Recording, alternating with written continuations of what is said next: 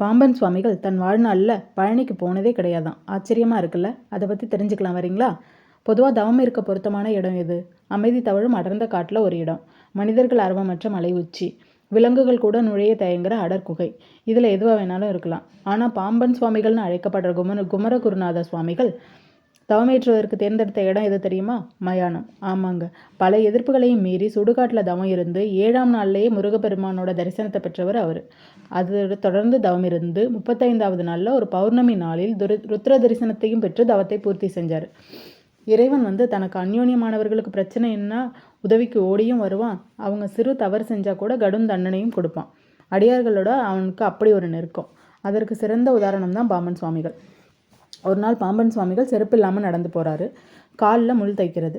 அடுத்த நாளே முகம் தெரியாத ஒருவர் கனவுள் முருகப்பெருமான் வந்ததாக சொல்லி பாதரட்சையை கொடுக்கிறார். மிகச் சரியாக பொருந்துகிறது பாதரட்சை.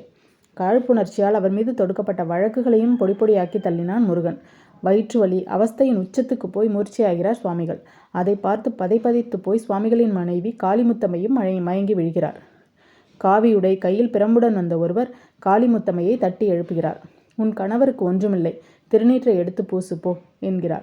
காளிமுத்தம்மை பூஜை அறையிலிருந்து திருநீற்றை எடுத்து வந்து பூச சற்றென்று எழுந்து கொள்கிறார் பாம்பன் சுவாமிகள்.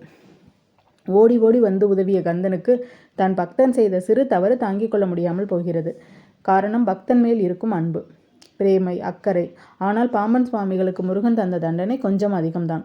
40 வயதை தாண்டிய சுவாமிகள் பழனிக்கு போய் முருகனை தரிசித்துவிட்டு அங்கேயே துறவரத்தை மேற்கொள்ள முடிவு செய்கிறார். அவரின் பயணம் குறித்து அறிந்த அவருடைய நண்பர் அங்கமுத்து பிள்ளை, எங்கே பயணம் போகிறீர்கள் என்று கேட்கிறார்.